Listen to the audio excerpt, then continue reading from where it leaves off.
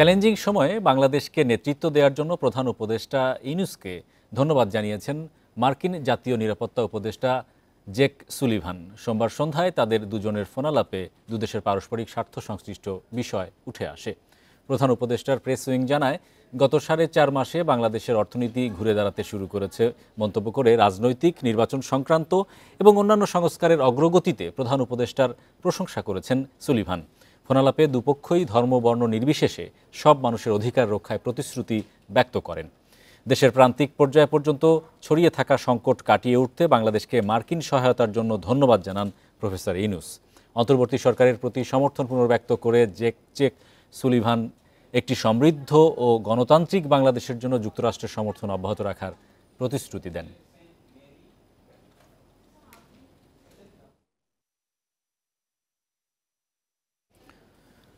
পদ্মা সেতু দুর্নীতির ষড়যন্ত্র মামলার পুনরায় তদন্তের সিদ্ধান্ত নিয়েছে দুর্নীতি দমন কমিশন দুদক। নতুন করে তদন্ত হবে সাবেক প্রধানমন্ত্রী শেখ হাসিনার বিরুদ্ধে বঙ্গবন্ধু নভ থিয়েটার দুর্নীতি মামলারও। মঙ্গলবার রাজধানীর সেগুনবাগিচায় ব্রিফিংয়ে এসব কথা জানিয়েছেন দুদক মহাপরিচালক আক্তার হোসেন। দুদকের অনুসন্ধান দল জানিয়েছে, 8 প্রকল্পে শেখ হাসিনার 21,000 কোটি টাকা লোপাটের তদন্তে তথ্য চেয়ে প্রধান উপদেষ্টার সচিব বরাবর চিঠি দেওয়া হয়েছে। দুদক মহাপরিচালক বলেন, অনুসন্ধান দলের সদস্যরা দালিলিক প্রমাণ সংগ্রহের জন্য বিভিন্ন দপ্তরে চিঠি দিচ্ছেন। 1996 সালে ক্ষমতায় থাকাকালে বঙ্গবন্ধু নভ থিয়েটার নির্মাণ প্রকল্পে প্রায় 120 কোটি টাকা লোপাটের অভিযোগ রয়েছে শেখ হাসিনার বিরুদ্ধে। ঠিকাদারি প্রতিষ্ঠান ও পরামর্শক নিয়োগের মাধ্যমে এ টাকা লোপাট করা হয়। ওই ঘটনায় 3টি মামলাতেই শেখ হাসিনাকে প্রধান আসামি করা হয়, কিন্তু পরে অব্যাহতি পান সাবেক প্রধানমন্ত্রী।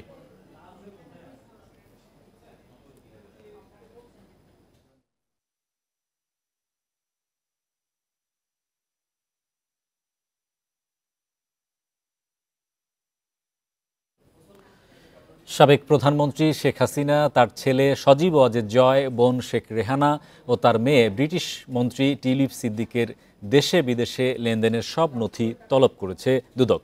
এ বিষয়ে বাংলাদেশ ফিনান্সিয়াল ইন্টেলিজেন্স ইউনিট BFIU-কে চিঠি দিয়েছে দুর্নীতি দমন কমিশন। মঙ্গলবার দুদকের প্রধান কার্যালয়ে পাঠানো চিঠিতে সংস্থাটির অনুসন্ধান টিম সন্দেহভাজন ব্যক্তিদের নামে পরিচালিত সব অ্যাকাউন্টের বিস্তারিত তথ্য চেয়েছে। একই সঙ্গে নির্বাচন কমিশন, ইমিগ্রেশন ও পাসপোর্ট অফিসকেও এই 4 জনের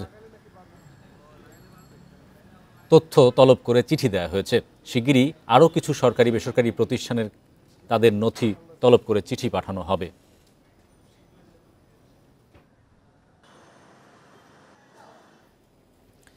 দেশের আবাসন খাতে চলছে ক্রান্তিকাল। ফ্ল্যাট ও প্লট বিক্রি নেমেছে প্রায় অর্ধেকে। ব্যবসায়ীরা বলছেন, রাজনৈতিক অস্থিরতা, ব্যাংক ঋণের উচ্চ সুদহার ও ডিটেল এরিয়া প্ল্যান ড্যাপ সংশোধন নিয়ে অনিশ্চয়তায় বিনিয়োগ কমেছে আবাসন খাতে। ঢাকা ডিটেল এরিয়া প্ল্যান বা ড্যাপ 2022-35-এ বলা হয়েছে, ফ্লোর এরিয়া রেশিও বা আয়তন অনুপাতে ভবনের উচ্চতা হবে কম। এতে ঢাকার বেশিরভাগ ভবনের অনুমোদন হচ্ছে 4 থেকে 5 তলা। এমন আশঙ্কায় আবাসন প্রকল্প অনুমোদনের আবেদন খুবই কম জমা পড়ছে রাজধানী উন্নয়ন কর্তৃপক্ষ রাজুকে। আবাসন খাতের সংগঠন রিহ্যাব বলছে, 2022-23 অর্থ বছরে রাজধানীতে ফ্ল্যাট বিক্রি হয়েছে প্রায় 10,000, আর 2023-24 অর্থ বছরে এই সংখ্যা কমেছে প্রায় অর্ধেকে। ব্যবসায়ীরা বলছেন, রাজনৈতিক অস্থিরতা, ড্যাপ সংশোধন না করা, উচ্চ মূল্যস্ফীতি ও ব্যাংক ঋণের সুদহার বেড়ে যাওয়ায় সংকটে আবাসন ব্যবসা। দেশের বর্তমান পরিবেশ পরিস্থিতি, মানুষ এখন বিনিয়োগ করে কতটুকু এটা নিরাপদ সেটা হয়তো ভাবছে। প্লাস ব্যাংকেও তার হলো সংকট, চাইলে টাকা বের করতে পারতেছে না। আমাদেরও অনেক কাস্টমার টাকা ফ্ল্যাট কিনেছে কিন্তু টাকা দিতে পারতেছে না। ব্যবসায়ীরা বলছেন, উচ্চ মূল্যস্ফীতির প্রভাবে এখন বিক্রি কমলেও ক্রেতাদের আগ্রহ মাঝারি আকারের 1200 থেকে 1500 বর্গফুটের ফ্ল্যাটে। এটা যদি গুলশানের দিকে যে রিকোয়ারমেন্ট, তখন তাদের রিকোয়ারমেন্টটা থাকে 3000 প্লাস মাইনাস, কিন্তু আমাদের মিড রেঞ্জের প্রোডাক্টগুলোর জন্য 1500 প্লাস মাইনাস এরকম ক্লায়েন্টগুলো বেশি আসছে। ক্রেতাদের সময়মতো ফ্ল্যাট ও প্লট বুঝিয়ে না দেওয়ায় আবাসন ব্যবসার মন্দার অন্যতম কারণ। তাই আস্থা ফিরিয়ে আনতেও কাজ করার কথা জানান ব্যবসায়ীরা। যেভাবে প্লট বিক্রি করছি বা যে সময়ের মধ্যে আমার হস্তান্তর করার কথা, এই সময়ে হস্তান্তর দেওয়াই কাস্টমারের সন্তুষ্টিটা এই জায়গায়।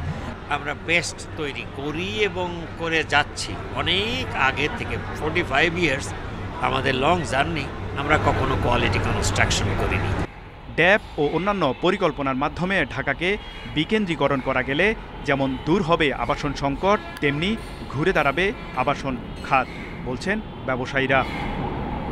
তৌহিদ রানা, ইন্ডিপেন্ডেন্ট নিউজ, ঢাকা। রাজধানীতে দ্বিতীয় দিনের মতো চলছে আবাসন খাতের সবচেয়ে বড় আয়োজন রিহ্যাব ফেয়ার। আগারগাঁওয়ের বিআইসিসিতে 2 বছর পর এমন আয়োজনে বেশ উচ্ছ্বাস দেখা গেছে ব্যবসায়ী ও ক্রেতা দর্শনার্থীদের মধ্যে। ক্রেতা আকর্ষণে ব্যবসায়ীরা ফ্ল্যাট প্লট বুকিংয়ে বিশেষ ছাড়, আইফোন ট্যাব সহ নানা উপহার দিচ্ছেন। তারা জানান, বেশিরভাগ ক্রেতা ছোট ও মাঝারি আকারের ফ্ল্যাটের খোঁজ খবর করছেন। মেলায় অংশ নিয়েছে 220টি প্রতিষ্ঠান। আবাসন কোম্পানির পাশাপাশি অংশ নিয়েছে নির্মাণ সামগ্রী ও ঋণদাতা আর্থিক প্রতিষ্ঠান। আয়োজকরা জানান, মেলা আগামী দিনগুলোতে আরও জমজমাট হবে।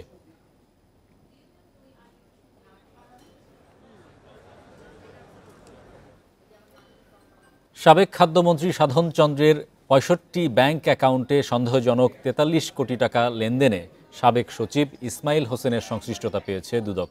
আদালতে হাজিরের পর তাকে গ্রেপ্তার দেখানো হয়। সকালে ঢাকা মহানগর দায়রা জজ আদালতের অবকাশকালীন বিচারক মোহাম্মদ ইব্রাহিম মিয়া শুনানি শেষে এই আদেশ দেন। এদিন দুদকের সহকারী পরিচালক আফনান জান্নাত কেয়া তাকে এ মামলায় গ্রেপ্তার দেখানোর আবেদন করেন। এ সময় বলা হয়, 65 ব্যাংক অ্যাকাউন্টে সাবেক খাদ্যমন্ত্রী সাধনচন্দ্র মজুমদার সন্দেহজনকভাবে 43 কোটি টাকা লেনদেন করেছেন। এর সঙ্গে ইসমাইল হোসেনের সংশ্লিষ্টতা থাকার বিষয়টি তদন্তে বেরিয়ে এসেছে বলে দাবি করছে দুদক। এর আগে শনিবার যুক্তরাষ্ট্র যাওয়ার সময় বিমানবন্দর থেকে ইসমাইল হোসেনকে গ্রেপ্তার করে পুলিশ। পরে অপরাধের সাথে সংশ্লিষ্টতার সন্দেহে 54 ধারায় গ্রেপ্তার দেখিয়ে তাকে 2 দিনের রিমান্ডে পাঠানো হয়। 60টা ব্যাংক অ্যাকাউন্টে সন্দেহজনক লেনদেনের মাধ্যমে 43 কোটি টাকা সন্তোষযোগ্য অর্থাৎ ট্রান্সফার করা হয়েছে। সেই বিষয়ে সন্দিগ্ধ আসামি হিসেবে আমাদের দুদকের তদন্তকারী কর্মকর্তা তিনি একটি আবেদন করেছিলেন, তাকে এই মামলায় সোনারেস দেখানোর জন্য শুনানি শেষে বিজ্ঞ আদালত মঞ্জুর করেছে। বহুজাতিক কোম্পানির ইউনিটগুলোর মধ্যে আন্তর্জাতিক লেনদেনে অডিট শুরু হলেও স্থানীয় শিল্প গ্রুপের প্রতিষ্ঠানগুলোর ক্ষেত্রে আরও সময় নেবে এনবিআর। যদিও বিশেষজ্ঞরা বলছেন, আন্তঃলেনদেনের মাধ্যমে কর ফাঁকি দিতে পারে এমন প্রতিষ্ঠানগুলো। তাদের মতে, কর বৈষম্যের কারণে অসম প্রতিযোগিতায় বাজারে পিছিয়ে পড়তে পারে ক্ষুদ্র ও মাঝারি ব্যবসায়ীরা। দেশের কোনো কোনো শিল্প গ্রুপের অধীনে কয়েক ডজন ব্যবসা প্রতিষ্ঠান আছে। দেখা যায়, একই গ্রুপের একটি প্রতিষ্ঠান বিস্কুট বা রুটি উৎপাদন করে, তাদেরই আরেকটি আটা ময়দা সরবরাহ করে। এর মধ্যে অর্থনৈতিক অঞ্চলে থাকা প্রতিষ্ঠানটি নিজেদের অন্য প্রতিষ্ঠানের চেয়ে বেশি কর সুবিধা পায়। এক্ষেত্রে কর ছাড় পাওয়া ইউনিটটিতে বাড়তি মুনাফা এবং অন্যটিতে কম আয় দেখানোর প্রবণতা থাকতে পারে। বিশেষজ্ঞদের মতে, কর ফাঁকির কৌশল হিসেবে আন্তঃপ্রতিষ্ঠান লেনদেনে পণ্য বা সেবার দাম কম বেশি দেখাতে পারে। ধরুন, একটা লোকাল গ্রুপের একটা প্রতিষ্ঠান আছে যেখানে হয়তো সেটা হয় ইকোনমিক জোনে বা হয়তো একটা রিডিউস রেট ট্যাক্স পেয়ার একটা হয়তো কোনো একটা জায়গায় কাজ করে, তখন তাদের মধ্যেও এই প্রবণতা থাকতে পারে যে যে জায়গায় আপনার কম ট্যাক্স দিতে হয় সেখানে প্রফিটটা বাড়াতে হবে, কারণ ওখানে ট্যাক্স নাই বা ট্যাক্স দিলেও সেটা কম। আবার অন্য জোনে যেগুলো ট্যাক্স এক্সাম্পশন নাই সেখানে প্রফিটটা কমাতে হবে। সো তার মানে কি, খরচগুলোকে আমি ইরেশনালি চার্জ করার মাধ্যমে কোনো জায়গায় ট্যাক্স বেশি দিব, কোনো জায়গায় কি কম দেওয়ার প্রবণতা থাকবে। স্থানীয় শিল্পে আন্তঃপ্রতিষ্ঠান লেনদেনে বিশেষ নিরীক্ষা জরুরি। এজন্য রাজস্ব বিভাগে আলাদা ইউনিট গঠন, দীর্ঘমেয়াদী প্রশিক্ষণ ও বাজেট বরাদ্দের তাগিদ সাবেক এই এনবিআর সদস্যের।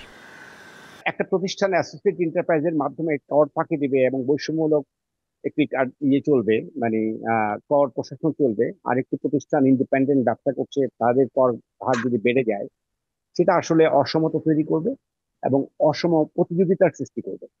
এবং এই ক্ষেত্রে আমরা রাজস্ব বঞ্চিত হবে। সমতা নিশ্চিত করতে চাই, একটা সাম্য নিশ্চিত করতে চাই, তাহলে আমার ট্রান্সফার প্রাইসিং সিলটাকে শক্তিশালী করা দরকার।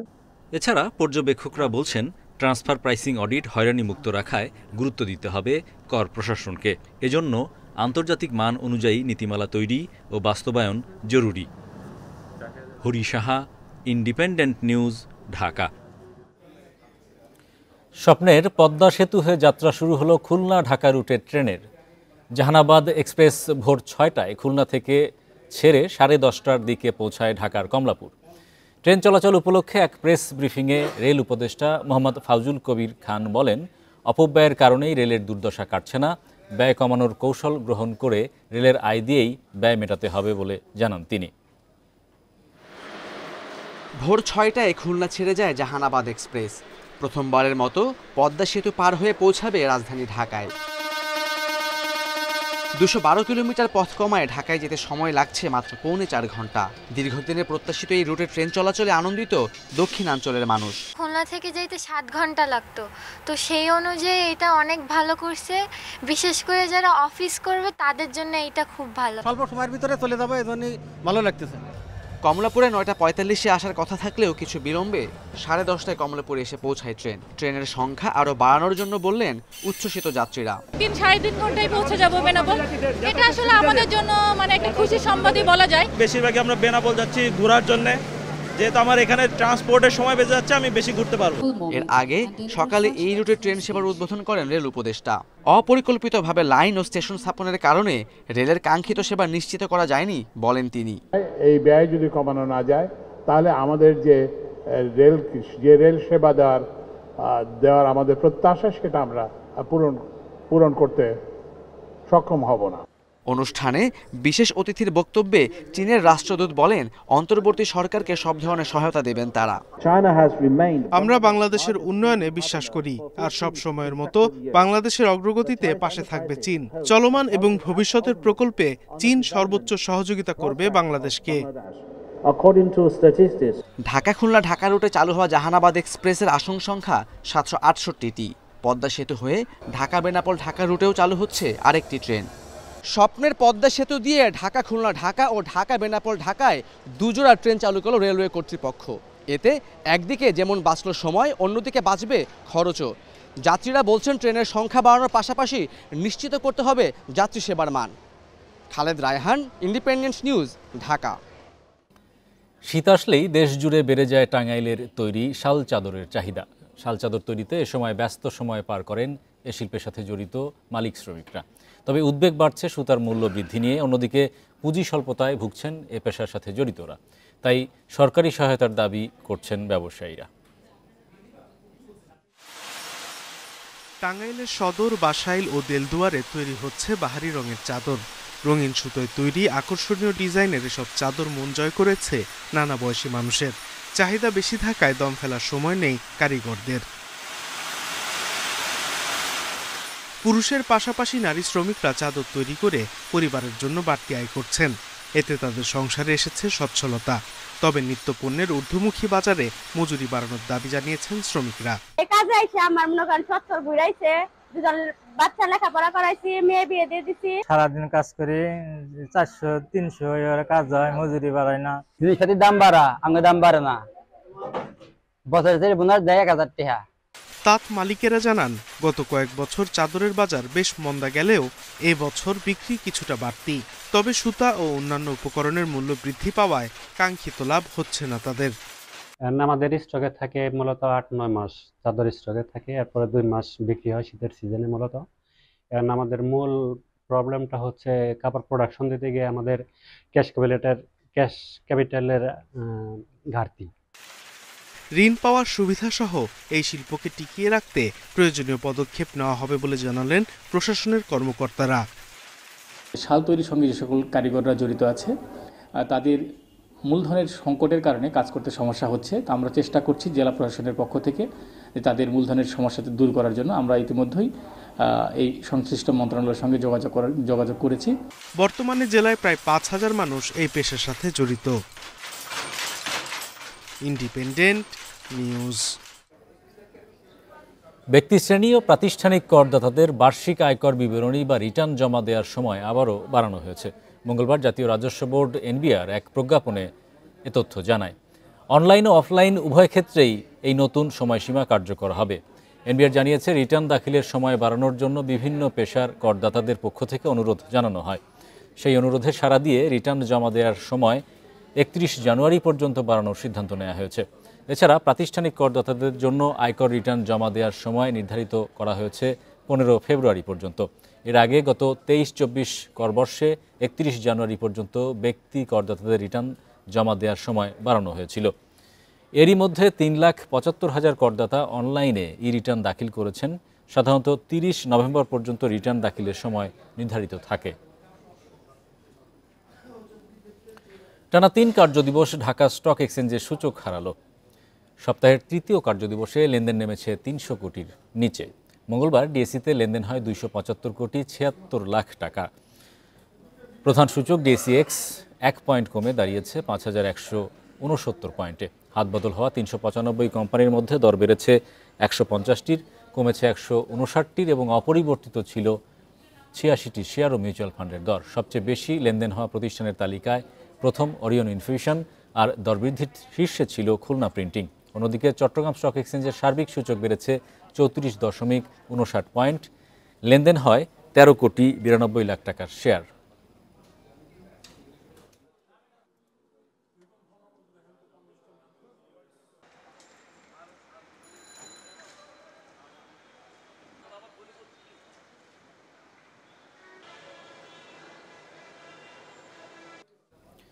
এবারে জানাবো বিশ্বের প্রধান প্রধান মুদ্রার সাথে টাকার আজকের বিনিময় হার। দর অপরিবর্তিত। যুক্তরাষ্ট্রের ডলার বিনিময় হয়েছে 120 টাকায়, কমেছে যুক্তরাজ্যের পাউন্ডের দর, বিনিময় হয়েছে 157 টাকা 94 পয়সায়। ইউরোর দরও কমেছে, বিনিময় হয়েছে 130 টাকা 96 পয়সায়। দর অপরিবর্তিত। ভারতীয় রুপির বিনিময় হয়েছে 1 টাকা 45 পয়সায়।